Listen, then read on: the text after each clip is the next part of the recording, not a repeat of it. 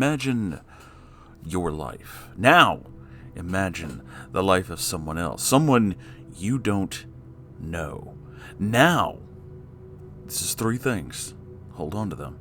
Imagine you have the ability to Freaky Friday yourself into someone else's life. Not just look like them and be in that situation, but know all the things that they know. Imagine you have that power. Imagine it is a thing you can do. You can jump into someone else, know all of their things, and then leave again.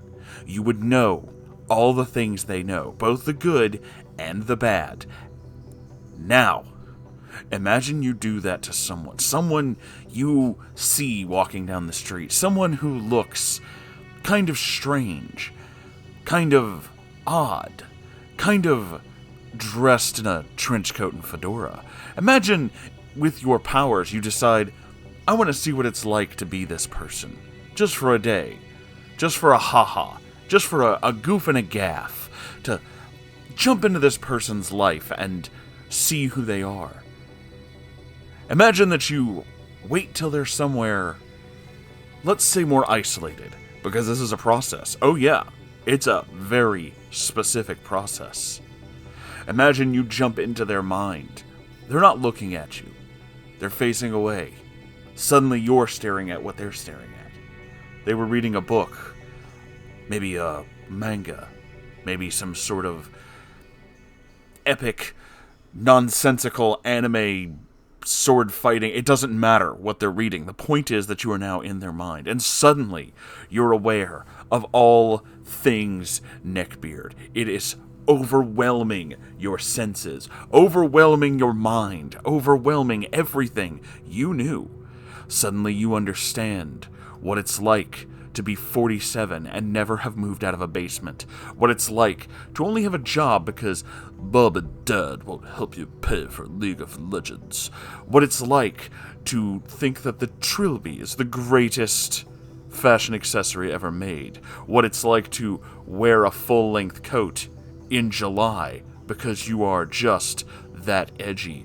What it's like to not bathe for entire months at a time. What it's like to simply not care about personal hygiene, to simply not care about public appearance, to simply not care about any of the things that polite society says, you know, maybe you ought to do some of that. Your mind is overwhelmed with this cacophony of noise and powerful insanity, this strangeness, this weird sensation. You understand the obsession with the waifus. You know that they have several statues and even pillows. Oh yes, all waiting at home in their basement room, on a mattress, on the floor, because bed frames are for beta males and not true alphas like him. Oh yes, you're aware of all of these things, and to yourself, you are cackling.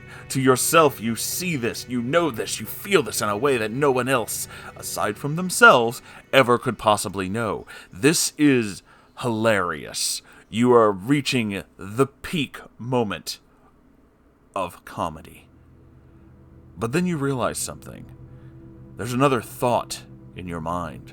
Another thought that's not yours. It's one of theirs. It's a little corner of their mind. A little corner that has memories of other people from this exact viewpoint. Other people looking like this. But they're his memories. And you turn around as well as you can in this swapped form. And you see yourself, whom you assume your mind and his have swapped to. But this other person isn't panicking. They're not frozen like those before that you may have leapt into in order to see what their lives are like. Oh no, he's simply watching you, smirking. And suddenly you realize he knows. He can do it too. In an instant, you're swapping back. You can't live with this information, knowing that someone else has this ability. You fight your way back into yourself, and he doesn't resist. For a moment, you're terrified that he may keep you locked in the form of the neckbeard, but he doesn't. He simply allows you to return to your own body, and you stare in horror at this man-creature before you. He closes the book. The smile never fades. And then he speaks. I see you have the same powers as I do. I thought I was the only one. Oh, of course not. There are many of us. But are they all like you? Do you mean to say that all neckbeards are body swappers? Of course not. It's a clever disguise, though, isn't it? No one ever looks at the nice guy, do they? He sets the book back on the shelf, turns, and leaves the library. Now you are left with this information, that every now and then, one of these neckbeards, one of these disheveled, strange men, harmless and quiet, obsessed with anime and filled with the strange things that neckbeards are, might be out there, doing the exact same thing you're doing. Taking other people for a ride, going through their inner thoughts, seeing everything. But you have to ask yourself, is that disguise brilliant or terrifying? You contemplate these questions, obviously, because they're heavy questions. This is a brand new thing. You thought you were the only one. You thought that this power was something special that only you had, but you never really contemplated whether or not somebody else out there could have it, let alone an entire society. And it turns out there is, but they don't communicate with one another. Not directly. Not really. They're not really interested in gatherings. This isn't like those movies where all the vampires hang out and decide hierarchy. Oh no, it doesn't matter for that. That is pointless. Those are the actions that get you caught. It's better to simply share little anecdotes, helpful tips, things like that, but remain completely anonymous. But as you do this, as you scour the internet, searching certain keywords, things that you picked out of this random neckbeard's mind, because he's been in those places. He knows what they are. You realize something. You move away from your computer and realize that the room is messier than you remember. Well, it's not a big deal. Maybe you'll clean it later. You also realize that your wardrobe has changed slightly. And that's the moment you realize that he left you with another gift. Not just knowledge of how to do this. He said that the neckbeard disguise was a choice.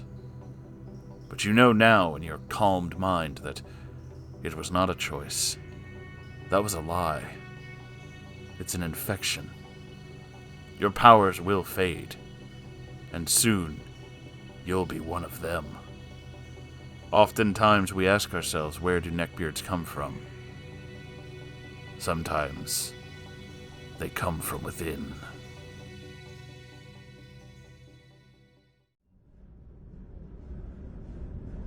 I have absolutely no idea where any of that came from. I just started talking and this came out of me. I hope you enjoyed it, though. If you did, do the liking and all that good stuff. I don't know which platform this will be released on. Just do the positive things. And be positive. And help people. Also, I don't think you're going to turn into a neckbeard. You don't have to worry about it. I'm a certified moon doctor, which is to say that I'm not a doctor at all. So, you know, my opinion is just as valid as everybody else's. In the sense that it doesn't mean anything. I hope you enjoyed it. Do all the social media things. I have a Ko-Fi and a merch store. You can check those out. I'd appreciate it. And every weekend I do mini streams. You can come see those too. And there's a Discord server, yeah. Okay. I'll see you in the next video. Alright? Goodbye, everybody. I love you. Goodbye.